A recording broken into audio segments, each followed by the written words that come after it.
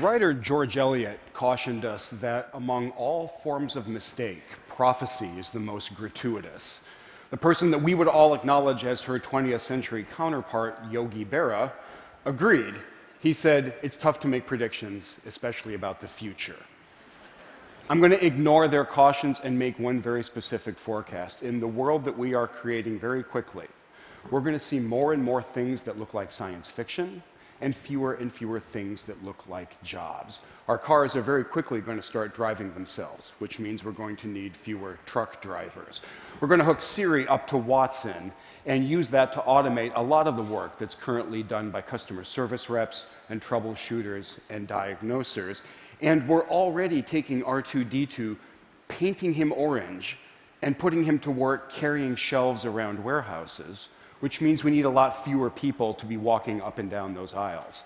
Now, for about 200 years, people have been saying exactly what I'm telling you, that the age of technological unemployment is at hand, starting with the Luddites smashing looms in Britain just about 2 centuries ago. And they have been wrong. Our economies in the developed world have coasted along on something pretty close to full employment, which brings up a critical question: why is this time different, if it really is?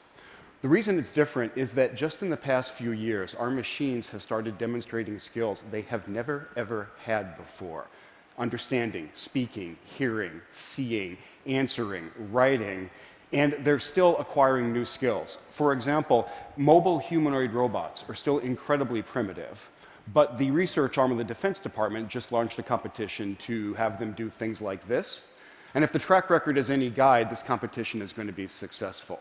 So when I look around, I think the day is not too far off at all when we're going to have androids doing a lot of the work that we are doing right now. And we're creating a world where there is going to be more and more technology and fewer jobs. It's a world that Eric Brynjolfsson and I are calling the new machine age. The thing to keep in mind is that this is absolutely great news. This is the best economic news on the planet these days. Not that there's a lot of competition, right?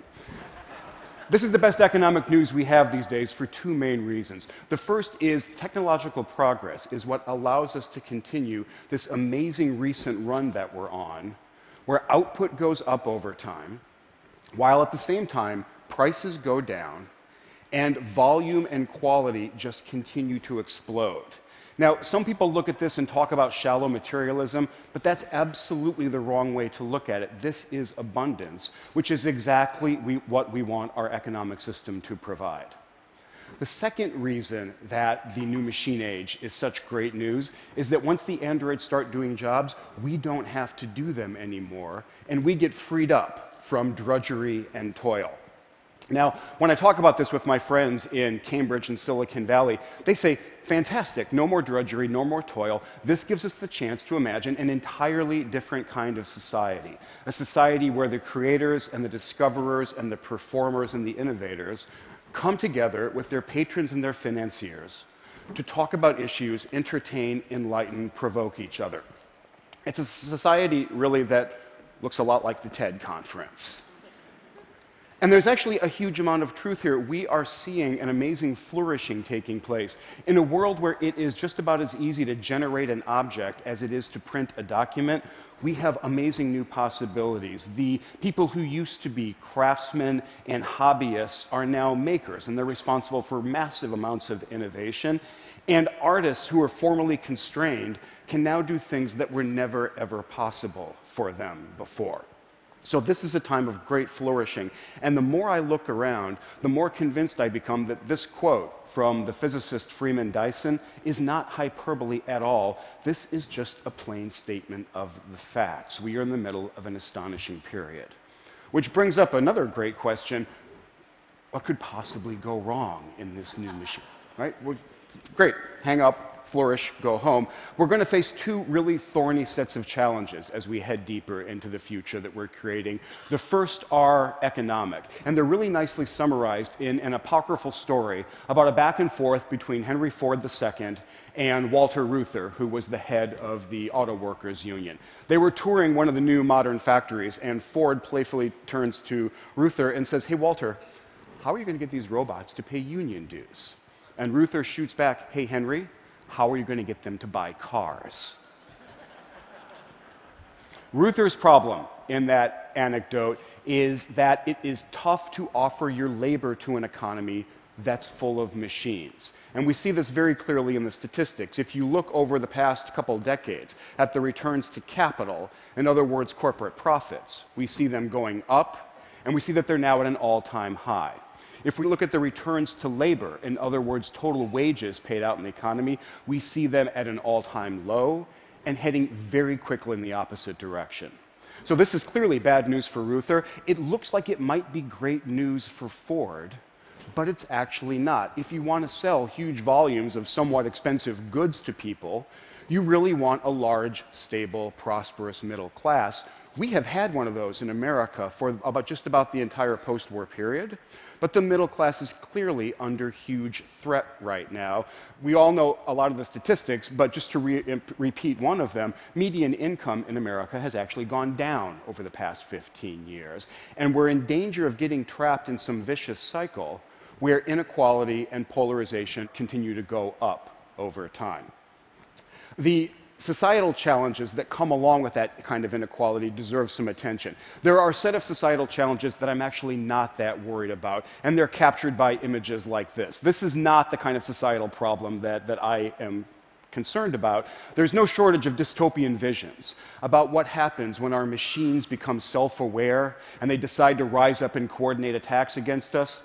I'm going to start worrying about those the day my computer becomes aware of my printer. So this is not the set of challenges we really need to worry about.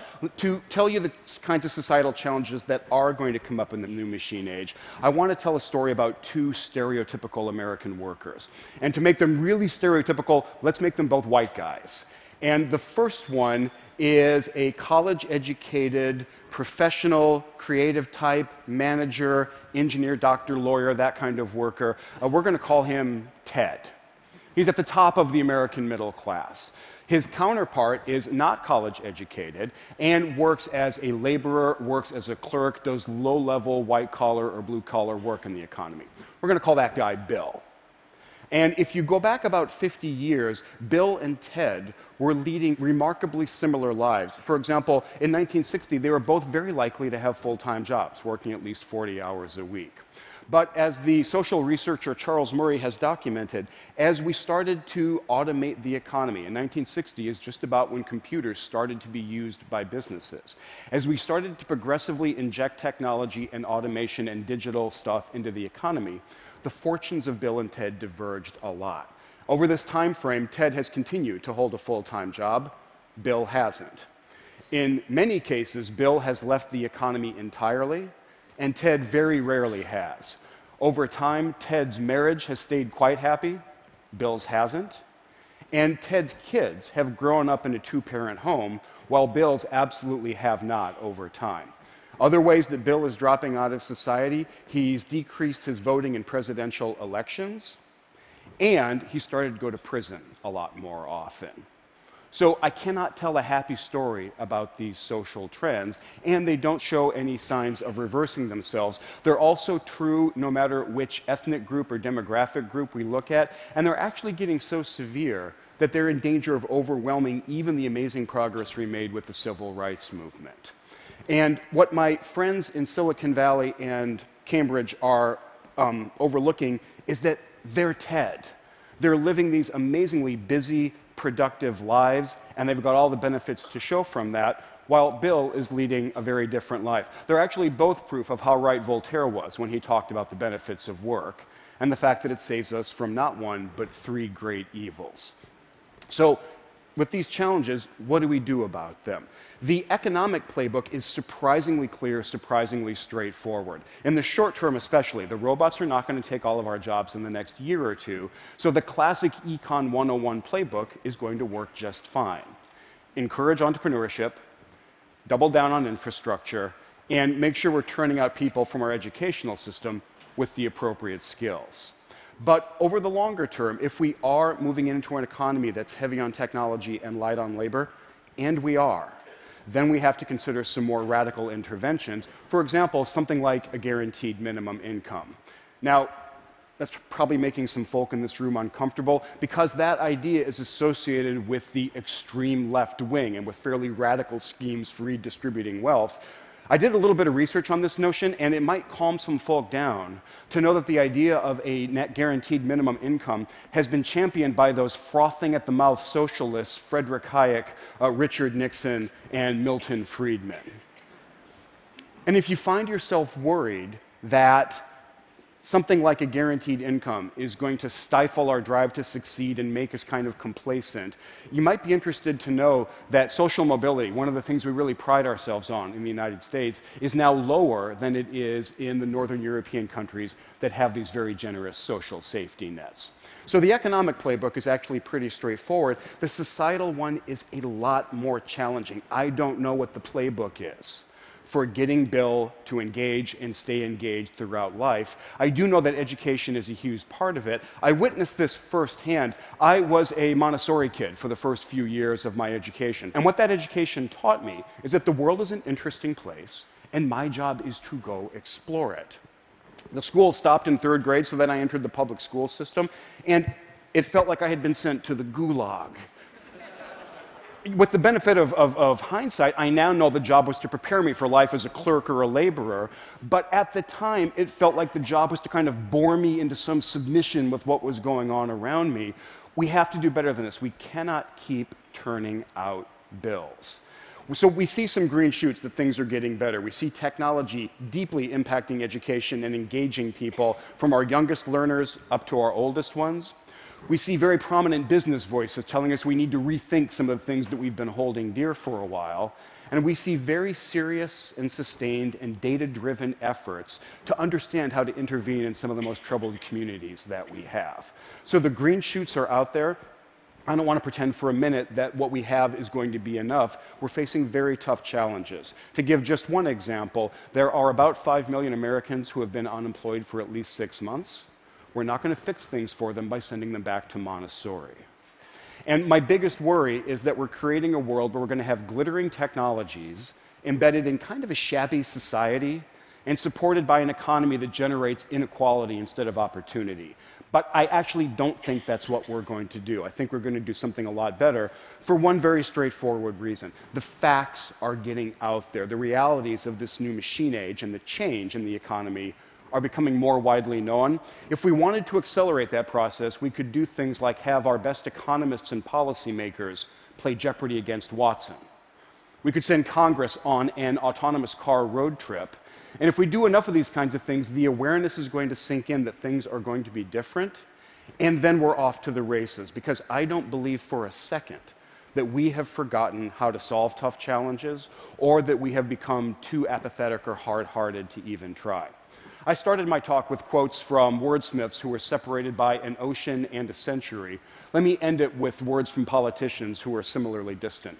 Winston Churchill came to my home of MIT in 1949, and he said, "If we are to bring the broad masses of the people in every land to the table of abundance, it can only be by the tireless improvement of all of our means of technical production."